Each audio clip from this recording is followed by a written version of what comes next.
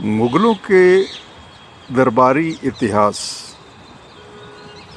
तुर्क जहांगीरी जो जहांगीर के शासन के बारे में दरबारी नज़रिए को इतिहास के रूप में लिखता है, उस तुर्क के जहांगीरी के 35वें पृष्ठ पर लिखा है, गुरु अर्जन देव जी जो सिखों के 5वें गुरु हैं, उनके बारे में लिखा है कि गोविंदवाल व्यास नदी के किनारे एक हिंदियों का पीर जो सिर्फ हिंदुओं को ही गुमराह नहीं कर रहा है, बल्कि वह मुसलमानों को भी अपने पथ से विचलित कर रहा है। ऐसे व्यक्ति ने 5 पीढ़ियों से एक झूठ की दुकान खोल रखी है और मेरे अंतर्मन में, यानी किसके, जहांगीर के अंतर्मन में यह ख्याल आया है, क्यों ना इसको इस्लाम के अंदर लेकर आया जाए या फिर इस आदमी का कत्ल कर दिया जाए। गुरु अर्जन देव जी का बलिदान, जो 3 प्रमुख कारक इस बलिदान के पीछे हैं, उसमें मुग़ल जहांगीर, नवाब मुर्तज़ा खान और हिंदू चंदू, ये सब जिम्मेदार। उनका जहाँ शहादत हुई है, जहाँ बलिदान हुआ है, वह लाहौर में गुरुद्वारा है। और निश्चित तौर पे आप इस बात को समझिए कि वो गुरुद्वारा पाकिस्तान के कब्ज़े में है और सिख समाज से बिछड़ा हुआ है। इस बिछड़े हुए गुरुद्वारे की याद हर एक सिख के मन में रहती है, और जिन्होंने छीना है, अगर वह शक्तियाँ जो खुद को खालिस्तानी कहती हैं, वे उन शक्तियों के साथ खड़ी है, तो सोचिए कि कितनी शर्मिंदगी की बात है। काबुल में जिहादियों ने गुरुद्वारा शोर बाज़ार में सिखों का कत्लेआम किया, तो माना जाता है कि सभी सिख A to Z सभी सिख इसका विरोध करेंगे और अपना पक्ष जो है वो सिखों के पक्ष में रखेंगे, वो गुरु साहिबान के पक्ष में रखेंगे, गुरुद्वारा साहिबान के पक्ष में रखेंगे। लेकिन आप आश्चर्य करेंगे कि इतनी बड़ी वारदात हो गई, एक भी खालिस्तानी उठ के जिहादियों के विरोध में कुछ बोला हो? जी नहीं, वो बिल्कुल नहीं बोले, क्योंकि पेड मुलाजिम हैं इन जिहादियों के। बिना ISI के वे कदम नहीं रख सकते हैं। उनके पास ना धर्म है, ना रहत है, ना उनके पास नाम सिमरन है, ना वो सेवा करने वाले हैं, ना वो लंगर वाले हैं। वो एक तमाशबीन है, वो हथियारों के साथ खड़े हुए टाउट हैं।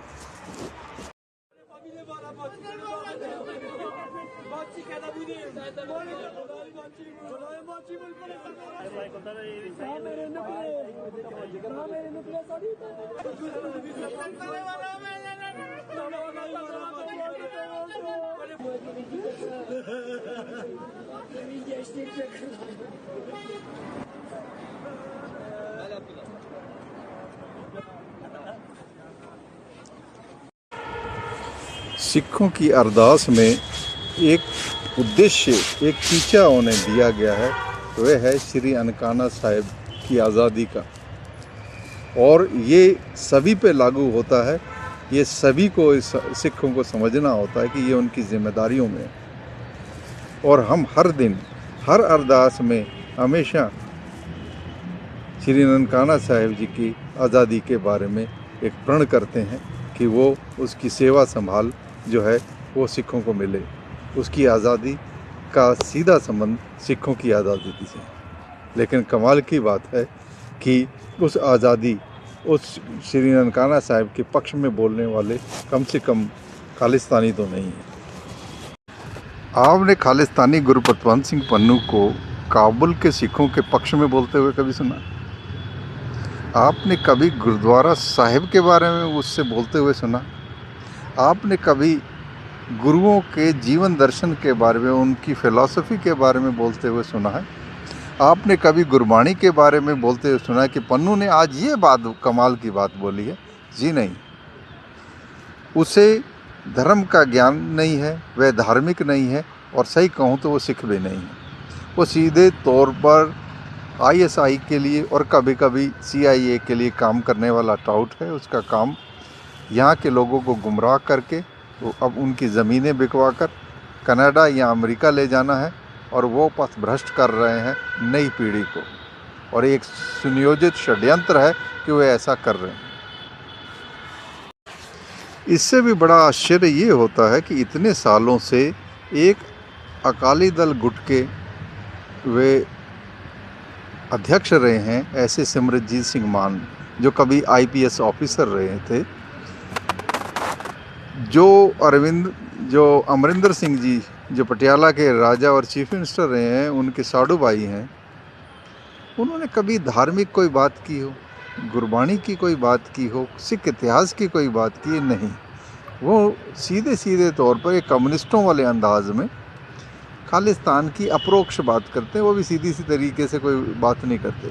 सिख का उससे कोई भला हो रहा होगा, उसने एक भी कोई काम ऐसा किया हो जिससे सिखों का भला हो, उन्होंने फली नहीं पड़ी।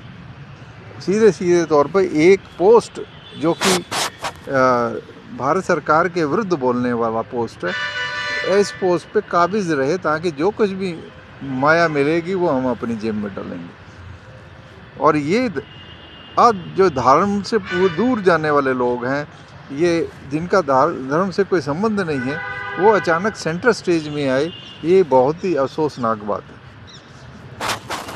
इतिहास में जितने भी बड़े सिख किरदार आए तो ध्यान से देखेंगे कि उनका संबंध सीधे धर्म से था। वे धर्म के बारे में बात करते थे और उसी धर्म पर खुद चल के उन्होंने दिखाया, उदाहरण प्रस्तुत किया और सिखों को उन्होंने प्रभावित किया। ऐसा इन दोनों लोगों के, चाहे वो गुरपतवंत सिंह पन्नू हो चाहे सिमरनजीत सिंह मान हो, ऐसा नहीं हुआ है। कभी काबुल के, कभी ननकाना साहब के ग्रंथी की लड़की अगवा करके ले गए उसके विरोध में, कभी अन्य जो ज्यादतियाँ पाकिस्तान में हुई हैं तब अगर वो कभी बोले हों, जी नहीं, वो कभी नहीं बोलते। वो धर्म के किसी विषय को लोगों के सामने नहीं रखते, सिर्फ एक हंगामा करके एक सेंट्रल पोजीशन जो विरोध वाली है उसको काबिज करके रखते हैं कि गलती से कोई अन्य बड़ा चेहरा ना आ जाए।